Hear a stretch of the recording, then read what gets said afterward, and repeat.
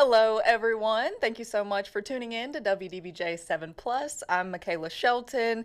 Happy Wednesday. We are halfway through the week now. I was off yesterday, but I am back and will be here for the rest of the week.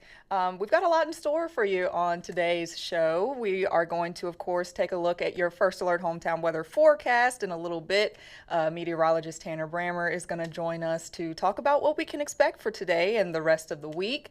And we are also going to have a sit-down interview with Project Imagine out in Danville to talk about a new pilot program that they're launching for youth out there in Danville to provide them with education about housing and leasing and renting and things like that. So it's a really cool initiative that they have going on down there. But as always, of course, we do want to first start with a look at your top local headlines for your Wednesday. And we're going to begin out in Franklin County. A big topic everywhere is data centers, and a data center for Franklin County has not yet been confirmed, but some residents are starting to believe leadership is opening the door for one. So Austin Hicks, he tells us what could be on the way. Last month, Franklin County released a draft rework of its zoning ordinance. One proposal in the 400-plus page document would change rules for agricultural animals like chickens and bees. But that's not what some residents see. And one thing that has been missing, even in the town halls that the various supervisors have held, is really a discussion on what are your plans, who is really benefiting from this, where did all of this come from. Christine Sizemore with the Franklin County Community Coalition believes the ordinance changes could open the door for a data center for the county. We asked board member Mike Meredith about those claims. Since everything's in place to protect our citizens, so it's not necessarily like, oh, they're doing this for this specific reason. It's just any possibility that could come in here. We want to make sure we have proper things in place to protect our citizens. The proposed ordinance would ban future data centers from using private wells, set stricter limits on noise from cooling systems, and specify where data centers could be built. With restrictions like these, would a data center still come to Franklin County? Sizemore sent a Freedom of Information Act request, a FOIA, trying to find out. So in the FOIAs, we've gotten some information from an email that really said that, yes, we are looking to advertise for data centers. Meredith says the current ordinance would not keep data centers out, but the rewrite would limit them to certain areas. As for whether the county is advertising for a data center, everybody's always knocking on your door asking questions, and one of those things is I believe it when I see it. So if that would ever come to that point, we would let our citizens know, but up to this point, it's just a matter of you just hear a lot of rumble. Supervisors expect to vote on a final version of the ordinance sometime in July or August. In Franklin County, Austin Hicks, WDBJ7. Yeah, definitely a hot topic there with data centers. So we will definitely keep you updated with that out there and all across our hometowns. And now we want to take a look at yesterday's Chamber of Commerce in Roanoke and a number of other organizations hosted our local representatives in the state legislature for a wrap-up of this year's General Assembly session. So our very own Colby Johnson was there and caught up with local legislators about the state's budget situation. Despite Democrats controlling both houses of the General Assembly and the governor's mansion, so far they've been unable to pass a state budget. That's because Senate Democrats want to eliminate the state's tax exemptions for data centers, while House Democrats want to keep them in place. Among our local legislators, opinions on the issue don't fall exactly along party lines. Democrat delegate Lily Franklin joined most Republicans to say the state going back on existing agreements with data center companies would be bad for business. It's been okay since 2010, and now that you see these kinds of businesses starting to target southern and southwestern Virginia, when it starts being good for us, suddenly they want to do away with it. It was fine as long as it was benefiting Northern Virginia and Tidewater and Richmond and metro areas. But I think it's even more important for areas like ours. However, unlike the other members of his party, Republican Senator David Suderline says he is not in favor of tax exemptions for massive data center companies, an opinion shared by Democrat delegate Sam Rasool. To me, it's a lot of money, $2 billion. And look, I understand that we've made some deals with existing data centers, but moving forward, it's continued to grow, and $2 billion is a lot of money, especially for any new development. At a time when many local school divisions are facing budget cuts due to rising costs, local Republican legislators say a bill passed by Democrats to allow government employees to collectively bargain would be catastrophic. The measure would significantly expand the rights of public employees to negotiate as a group. It's going to be expensive. That's all I can say is it's going to be expensive. And when it becomes expensive, localities are going to have to come up with a way to pay for that. The only way to do that is to raise revenue. And, you're going to raise revenue that only comes in the form of taxes. However, Democrats argue that the bill is needed to better support first responders and teachers. When a worker gets to a place where they need to create a collective bargaining unit, things are in a bad place. And so we want to make sure that whether you're a firefighter, whether you're a police officer, whether you're a teacher here in the Roanoke Valley or across the Commonwealth, that you have a good place and it's safe and that you are making a living wage. The collective bargaining bill is currently on the desk of Governor Abigail Spanberger after the General Assembly rejected her proposed changes to it. She has not yet indicated whether she will sign or veto the bill. And that was Colby Johnson reporting there. And as we know, the world of college sports has seen major changes in recent years. And in Mitch Carr's Target 7 report, he's trying to get a simple answer. How do students get paid to play? He says the question's simple, but the answer is not. Thousands of fans fill up Lane Stadium on a Saturday in April to watch a glorified practice, the Hokies' annual spring football game. Graduated in 90. There you go. Bleed in maroon and orange. James Franklin is Tech's next best hope, and that hope rests mainly on the student athletes he's been able to bring to Blacksburg, some of them following Franklin from his last gig at Penn State. One of the things that lured him here was a commitment from the Board of Visitors. More money equals more wins. To fund the athletic department at a level that would make Tech competitive, identifying talent and paying accordingly. I think it's different, but can't live without it. How much are they making to don maroon and orange and hit the field? It's not a question anyone at Virginia Tech or any other Virginia university we tried to contact wanted to answer. At least not on the record. An associate athletic director at a college in another state told me everyone is doing something different, and no college athletic department wants to let the other athletic departments in on their secrets or expose themselves to scrutiny when the rules are so open to interpretation. Also, they're uncomfortable, right? They're just uncomfortable talking about paying players because, at least directly from the school, that has never happened. Ross Dellinger, a senior college football writer for Yahoo Sports, has gotten athletic directors on the record. It would be great if we had transparency around the numbers. And I think even a lot of athletic directors and coaches want that. They just want to be forced into it, and they certainly want their rivals to have to do it too. The NCAA's current set of rules is based on the settlement of 3 different court cases, one of which was NCAA versus House, so they've all been thrown together to be known collectively as the House settlement. This is what allows for revenue sharing, and it allows athletic departments to share up to $20.5 million per year with student athletes, and that will increase by 4% each year.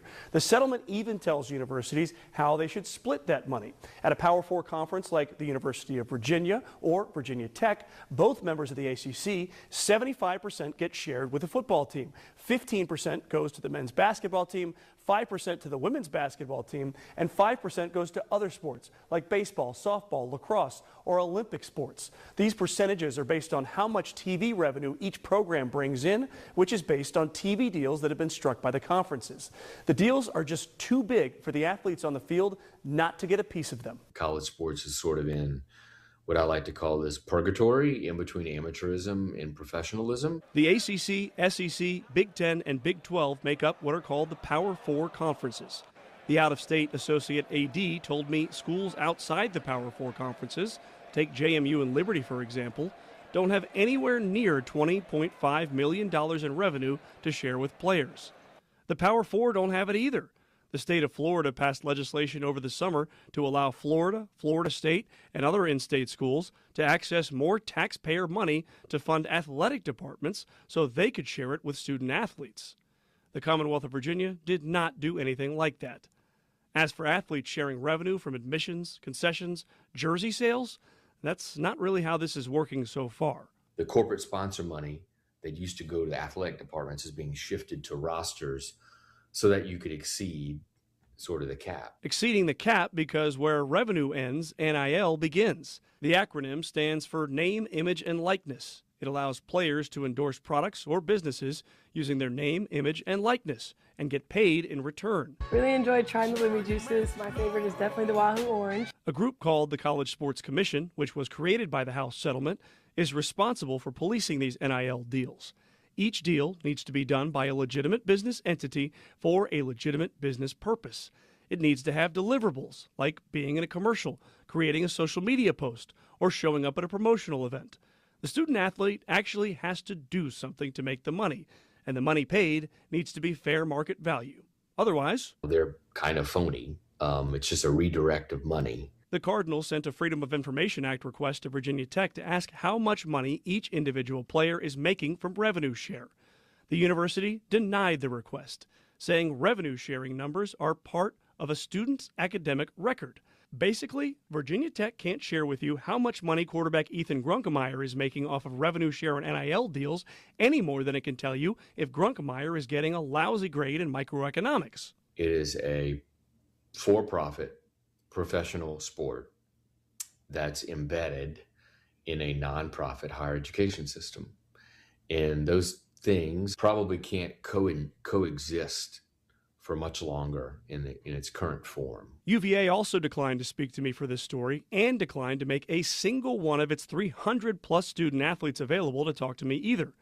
But the university works with a third-party marketing agency called Cavalier Futures. Actually, Cav Futures Marketing, Inc. is now the new company, right? It used to be UVA's donor collective, and prior to the House settlement, Cav Futures would help the university pay players with donor money. Now that universities can pay players directly, Cav Futures is a marketing agency that finds and executes NIL deals for interested athletes. We're out of the fundraising business. Donors are no longer involved. But if a donor does own a business, there are opportunities to do business with them that way. Love you, mean it.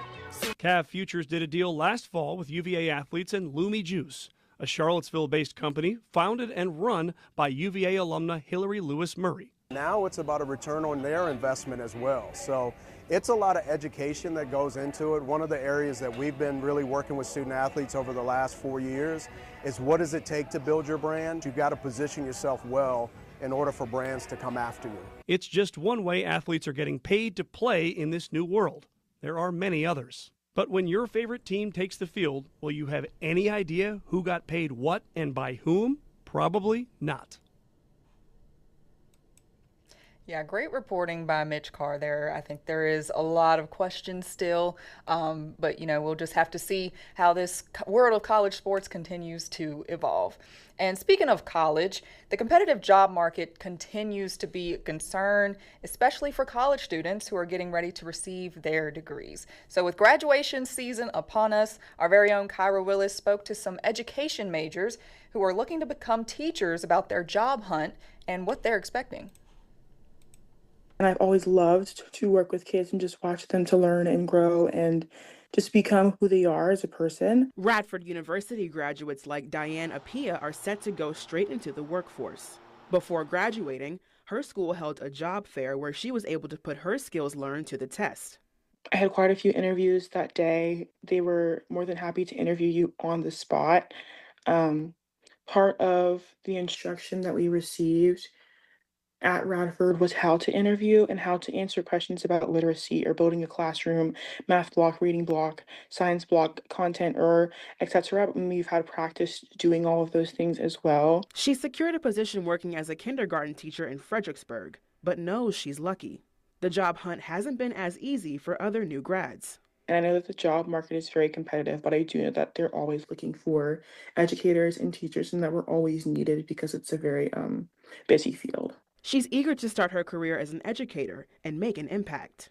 I hope to make my classroom a welcoming and safe space. I hope to encourage a lifelong love of learning for all my students and to help my students especially learn to read and write. It's very, very important, especially in the primary grades. It's a very huge focus, so that's going to be part of my focus this year, especially. Meanwhile, Jordan Lynett is a senior at Virginia Tech, majoring in elementary education. She's not jumping right into the job market. Instead, she's going to graduate school to give herself a better shot. The job market is difficult. There's a lot of people applying for the same jobs. There's a lot of hiring freezes and waiting to hear back. And so I'm just going to apply as many places as I can. She's dreaming of a teaching job in her hometown of Prince William County. Her first choice is to be a first grade teacher. She wants to share her passion for learning. And one thing that I'd really like to implement into my classroom as well, I want to be a loving teacher. I want to build those strong relationships with students. And I want to incorporate time for students to get up and move around and not just be sitting at their desks all day. I want them to, fall in love with learning and not think of it as something that's boring and tiring. And yeah, I'm really excited. Taking the skills learned and applying it to the classroom. In Roanoke, I'm Kyra Willis, WDBJ7. All right, and that is a look at some of your top local headlines for today. Don't go anywhere because coming up right after this, we are going to take a look at your First Alert hometown weather forecast. Meteorologist Tanner Brammer is going to join us to talk about everything we can expect today and for your upcoming work week. So don't go anywhere. We'll be right back in just a couple minutes.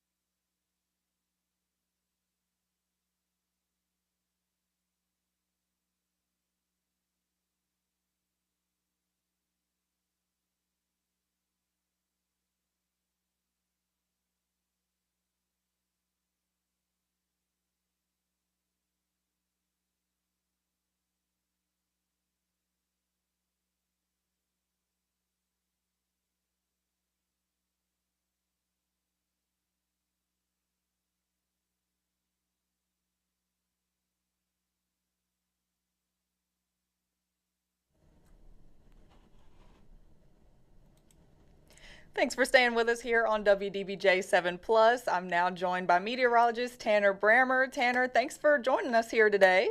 Yeah, thanks for having me. Tell you what, a little bit of a drearier day on the way forward today. I'm sure you've noticed it outside. Yes, on the way to work, it was some showers off and on. Like it started heavy and then it cleared up and then some sprinkles, but nevertheless, it is great to see some rain for us. It is indeed, and you described it actually very well. It's going to be kind of on and off. That's what we've seen throughout the course of this morning. That's probably what we're going to continue to see as we head into this afternoon. In fact, you can see on a live shot of downtown Roanoke that the cloud cover is present and it is here to stay for the rest of the day. Even when we go through those periods of no rainfall, it's probably still going to remain pretty cloudy.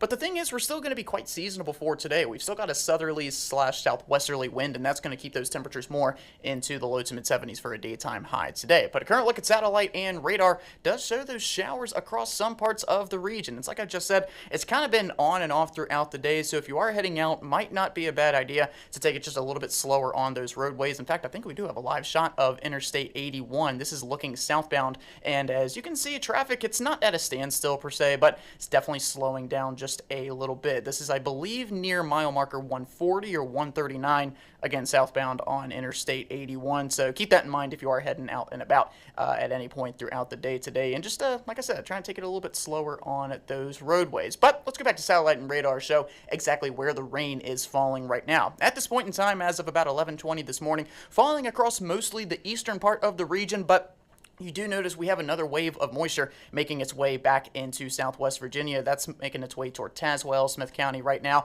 and that's probably going to make it into the NRV and the Roanoke Valley here within the next couple of hours. But this is a pretty good situation in that most hometowns have already seen at least a measurable amount of rainfall, and we've got a good bit more of it on the way. Like I just said, that western wave making its way into the region right now. By the time all is said and done, overnight tonight and early tomorrow morning, we could be talking about maybe close to an inch of rain in some of those luckier hometowns. But current look at temperatures currently sitting at 63 degrees right now in Roanoke. Like I said, not a chilly day on the way by any means, but it is going to be a little bit cooler going into tomorrow. This is what we're expecting for the rest of the day today. Temperatures, like I said, it's probably still building into the 70s thanks to that more southerly flow that's going to stay in the region tonight. That's going to lead to a pretty mild night on the way for overnight tonight. We'll put about 75 or 76 for a high today across most of the Roanoke Valley, probably more of some upper 60s and low 70s closer to the NRV. But giving you the first alert on that next big thing we are tracking, which is honestly that rainfall expected for the rest of today and into tonight. Kind of taking a look at the timing of what we're expecting for the rest of the day today, we're probably going to generally see that coverage of rainfall decrease as we head into later this afternoon. And I wouldn't be surprised if maybe a couple hometowns actually see a couple of sunny breaks here and there. But we're not going to be out of the woods with the rainfall by this point in time by any means. We're actually keeping track of a few more showers and weak storms making their way into the region overnight tonight, potentially into tomorrow morning as well. This is at about 1, 2 o'clock overnight tonight. Don't be surprised if you're going to bed and you hear that pitter-patter of the rainfall either late tonight or early tomorrow morning. But as you can see tomorrow morning, I think we're going to be on the back end of this event at this point in time. Could be a little bit of a wet morning commute for some tomorrow, but not going to be a widespread rainfall by any means. A couple showers possible throughout the morning tomorrow before we undergo some drier weather going into tomorrow afternoon and tomorrow evening. So today and tomorrow, not really the best days for doing anything outside, but I will say, Michaela, you were actually off yesterday. You said you hit up the pool with a couple of friends yesterday. Gosh, I got to tell you, it was gorgeous outside. I know, right? I picked a good day to be off. I'll tell you, it was so nice. I mean, it was like the perfect laying out and just tanning weather, because you had that breeze come into that felt amazing, and yeah, it was a great time. We really enjoyed it. Yeah, just a gorgeous day. Now unfortunately, if anybody's off of work tomorrow, you're probably not going to be able to do the same thing, because not only do we have those showers possible, but we're expecting those cloudy skies for most of the day, and due to a cold front making its way through the region tonight, it's actually going to be a lot cooler for your Thursday. You notice highs today and tomorrow a good 10 to 12 degree difference, so tomorrow's temperatures probably going to be a good bit below average. Now, I do want to point something out. This is the same drought monitor that came out Thursday last week. We do have a new issue coming out tomorrow, not we as in WDBJ, but from the drought monitor from the SPC. The unfortunate part is tomorrow's issue is not going to include today's rainfall. That is because the data cutoff is actually 8 a.m. on Tuesday morning. So when it comes out on Thursdays, it doesn't include any rainfall that we see on Wednesdays. So I'm curious to see if that extreme drought or that darker red color that you see is maybe expanded a little bit farther northward and or westward. Something we'll keep an eye on, keep you guys updated on as well. But we're going to be a lot drier for Friday. Honestly, Friday looking like a gorgeous day. And then all eyes are going to be onto the weekend. Temperatures looking to warm back into the upper 70s, so right around 80 degrees, potentially for both Saturday and Sunday. But I do want to mention here, Sunday models have been completely going back and forth on the rain chances for Mother's Day on Sunday. Right now, we're only going to put about a 20% chance, but some models are painting some rain for the afternoon and the evening on Sunday. So if you want to do anything outside with Mom, I implore you to keep an eye on the forecast, as we're going to be keeping a close eye on your Mother's Day forecast, whether or not that rain is going to enter the region as soon as Sunday, or if it may hold off until the day on Monday. But something we are feeling more confident in is that it will be warmer going into the weekend, at least on Saturday, before we cool back down going into early next week. Those highs potentially back down into the upper 60s and low 70s. And I will say, especially the farmers and the agriculturalists are going to be happy to hear this. Probably talking about multiple rain chances on the way. That includes today into tonight, and then again, potentially as early as Sunday, if not going into early next week. Okay, nice. Well, good to see those rain chances. That gives us some hope that we won't be so dry and in this drought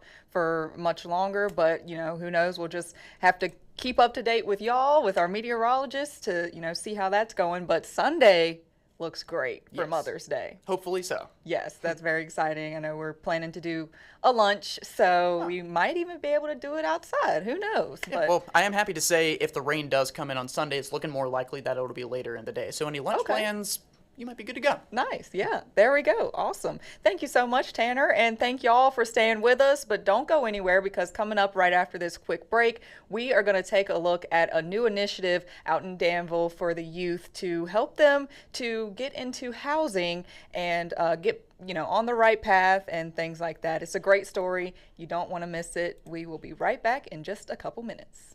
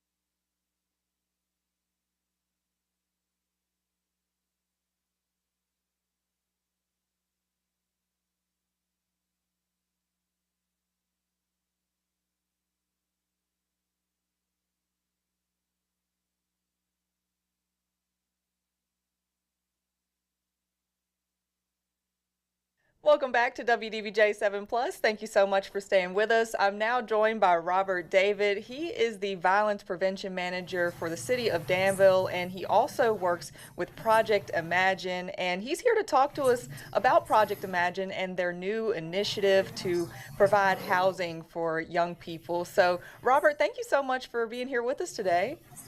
Thank you for the invitation. Yes, absolutely. And so, I've covered Project Imagine quite a bit when I was, down in Danville reporting out there. And y'all do such amazing work down there for the youth and just helping them stay on the right path and just being an inspiration to them. But for those who don't know, talk a little bit about Project Imagine and what exactly y'all do to help young people. So essentially, Project Imagine is a community violence intervention model. Essentially, we do two things. We provide education and we provide access. So you can't improve your life if you don't really know how to. So we provide those educational aspects of it with the city and workforce and things like that. And we provide access. If you have some maybe psychological barriers, meaning that you can't go in some parts of the city, or you feel like that you're not welcome in certain areas, then you're not going to go. So through outreach workers, we assist young people in broadening their horizons. And all of that is done to decrease gun violence and gang activity. Right. And when did Project Imagine first start? Project Imagine started in 2018. The city didn't necessarily have anything structured. They were looking for some answers. So I came in 2018 and we started off somewhat as a workforce model. It was just me for the first 3 years from 2018 to 2021. And then after that, I was able to acquire a grant.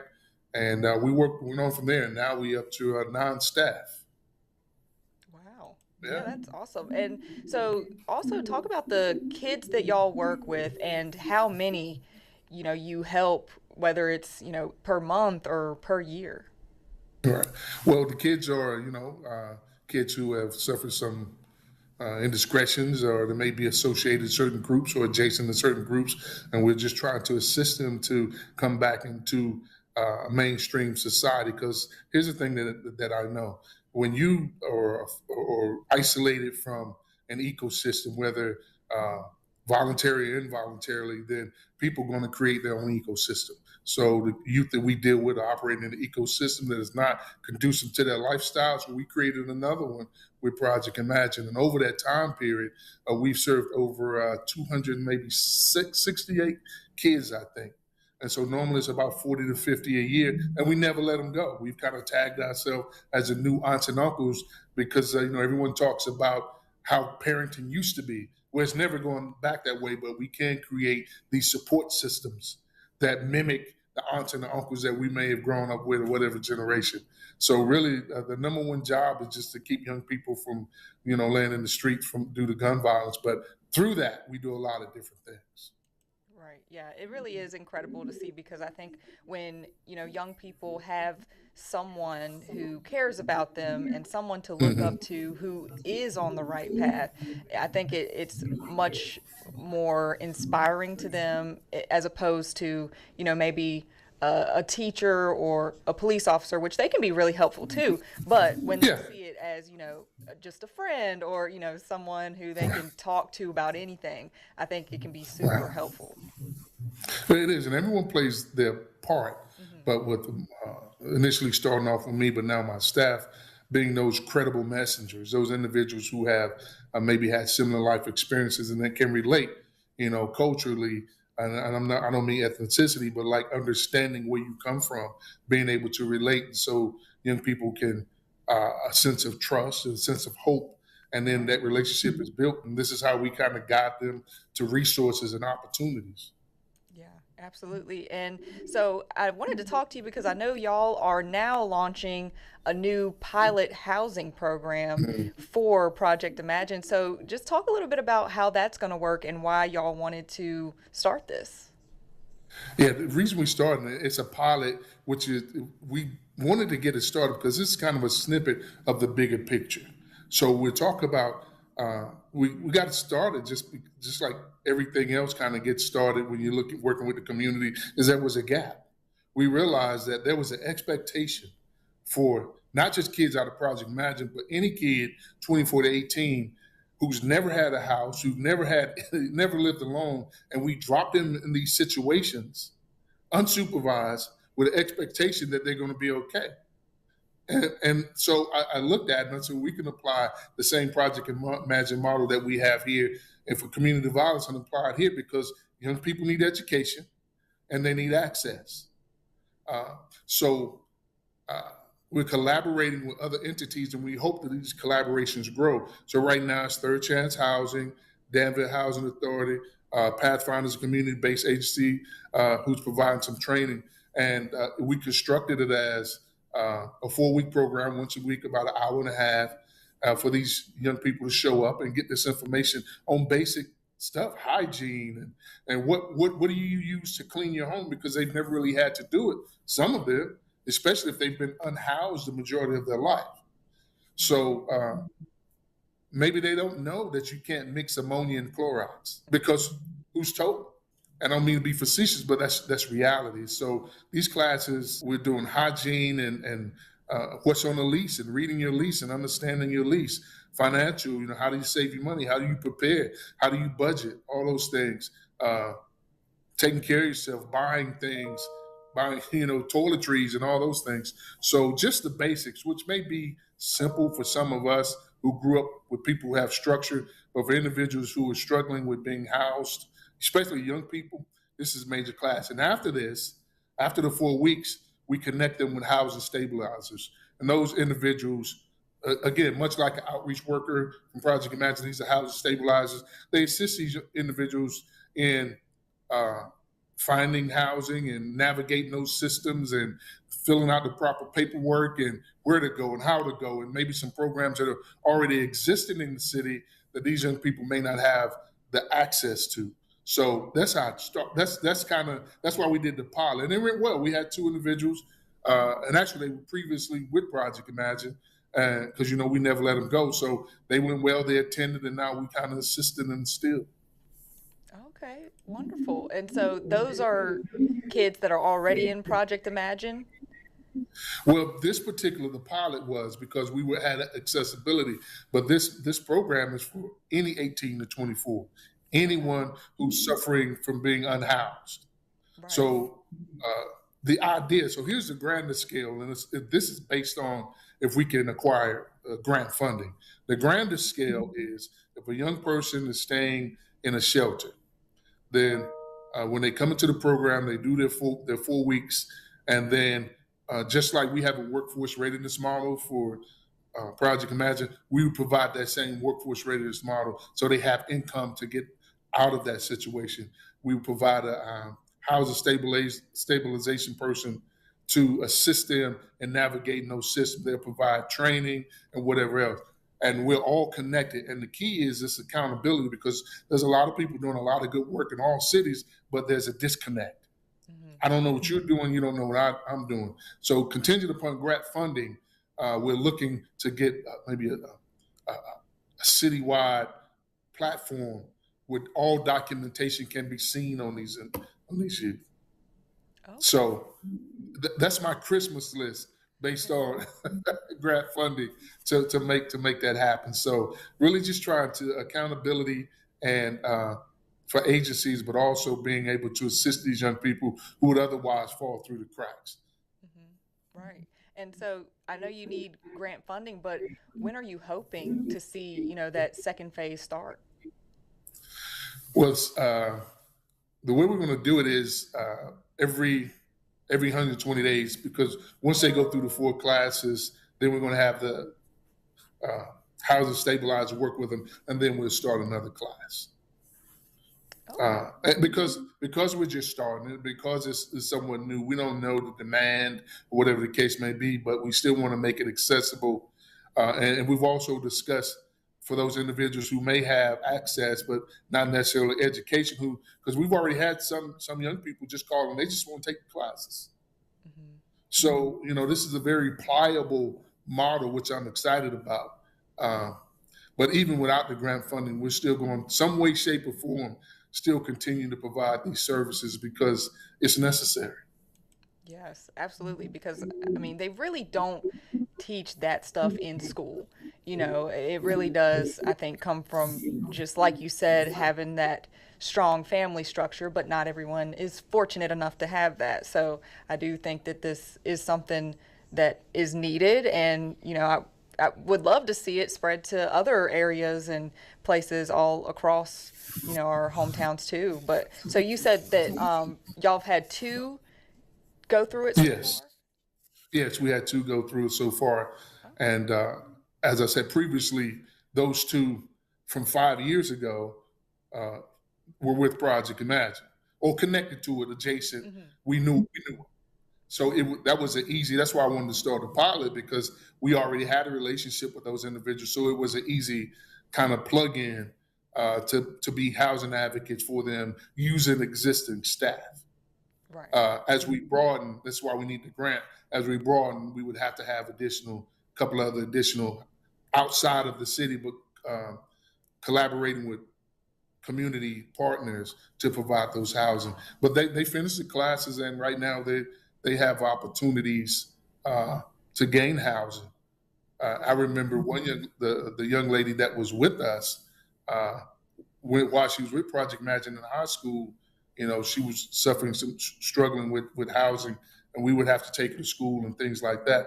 So to see her circle and participate and really be engaged and moving forward, doing the things, getting her education, and for us to be able to create something like this to help her really warms my heart. And as you said, I think this is something we need to do because it is a huge gap. It is a huge gap. The expectation for 18 to 24-year-old just to know, especially when you've been unhoused, to be able to say, okay, now you go live on your own, it's not realistic. Yeah, no, it's hard for anybody really to go through that transition. So it's great that y'all are helping those who really could use it, for sure. And Project Imagine, y'all do a lot. You do a lot of events, a lot of activities. And so just talk about how Project Imagine and then also this new housing program can also, in turn help to cut down on crime and help be, a positive thing for the entire community. Right. Well, statistics have shown, the data that we've shown over the years has shown a decrease in collaboration with the community and law enforcement and everything. There's been a decrease definitely in our population. Year before last was 0 homicides and 0 perpetrators of homicide. This year was 0 homicide, with 2025, 0 perpetrators and only 13 gun-related assaults in that age group under 21. But what it also does, and the same thing with the housing, can you imagine someone being unhoused and you're in survival mode, whatever that looks like? And that could cause gun violence and crime and things like that. And, the data shows that from whatever city you're in, if you're unhoused, you're at risk of, even if that's not your nature, you can be placed in that situation. So what this does, by addressing these things, it impacts economic development because people want to live in a safe city. So as the housing market here continues to grow and the economy in Danville, as we continue to provide access for these young individuals, it improves the city. It has people have a different perspective of what the city is. And this is universal. So being able to do those things not only impacts just crime, but it also impacts the overall view of Danville. When you come to Danville now, there's a sense of safety. Right. People look at it different. It's viewed different. Companies want to move here. Store owners want to open up stores now. There's a belief that even if there is crime and gun violence, we have a system and a process of dealing with that. So really, the work we do is just synergistic. It taps into everything. Whether now that we provide apprentice workforce for companies and organizations, and young people are trained, now they can move into mainstream jobs as opposed to without us. Where would they go? What would they know how to do? So it improves the community. It's just overall the work that we're doing has had a major impact on the city, and in collaboration with everything else that everyone else is doing, this is our piece of the pie that I think has improved the city. Oh yeah, I definitely agree. Just from covering Project Imagine and the city, for a few years when I was down there, I really saw the role Project Imagine played and how y'all are such a pillar in, helping youth, because I really think it starts with the young people and, how they grow up and what decisions they decide to make. And we've just all seen Danville's complete 180 over the past decade, and I really do think Project Imagine has been a huge part in that. So I'm really and you can't really quantify the impact of a young person who comes through Project Imagine and kind of gets on the right path, and then the conversations that they have with their peers. right. The peers who make, I mean, that's why I say it's just synergistic. The impact of that when one person changes, I mean, it's like being in high school and someone gets a new pair of shoes, and then everyone wants a new pair of shoes. Well, it's the same thing when someone begins to look at themselves and gains a sense of self-efficacy and an idea that they can be more. Then they're telling their friends, and their friends like, "Hey, I want to be more too." And even if they never touch Project Imagine, the principles and the structure that that young person achieves or receives from what we provide is impacting if they have younger siblings, their cousins, other people. So yeah, we're excited about what's happening and continue to grow. Yes, it's awesome. I remember going to the Project Imagine little office that y'all have where there's the recording studio and Yeah. couches, and it's really just a lively environment to where the kids can gather and, put a lot into their passion and also talk to their friends. And so y'all just creating that environment, like you said, it spreads, I think, to the rest of Yeah. the youth in the community too. We created that because we wanted the youth to have their place. It's a neutral area. It's a place where you can feel safe. You're a place where you can express yourself around adults who understand what you're saying, and it's been a really powerful strategic move. Yes, for sure. Well, Robert, was there anything else you wanted to add at all? I know that's kind of it. I think we have some other stuff coming up similar to that, looking and working at reentry, but all of this again is contingent upon funding. But the principles never change. This method, so we're taking the same principles and just moving them in different areas where there's spaces and where there's gaps and where there's underserved individuals who need help. Yeah, absolutely. And it all starts with a plan. So I think y'all are definitely on the right Yeah. track there. And I'll also put up the website here on the screen now to where, you can go reach out to them there or on their Project Imagine Facebook page if you have questions or, want to get involved in any way. But Robert, thank you so much for joining us to talk a little bit about this. My pleasure. Thank you for the invitation. Always a pleasure. Yes, same here. And for those watching, don't go anywhere. We'll be right back with more WDBJ7 Plus after this.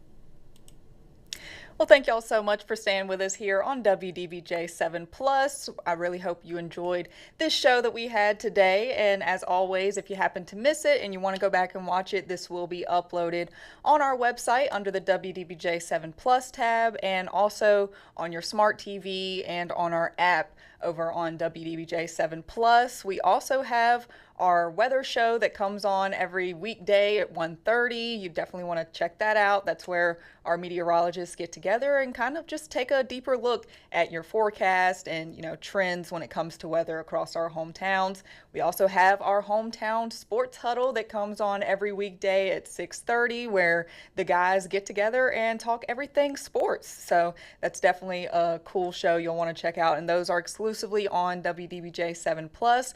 But definitely stick around as well. Coming up here in just 10 minutes, we've got our noon newscast coming up, where they will break down your top local headlines and also national news for you today. And yeah, we've got a lot coming up later in our shows. We stream every single one of our traditional newscasts here as well. So thank y'all so much for watching. I really appreciate it. As we head out and end the show, we're going to take a look out at Virginia Tech. This is a live look at Lane Stadium. It's a gloomy but pretty beautiful day out there. It does feel good outside. So thank y'all for watching, and we will see you back here on Thursday at 11 a.m.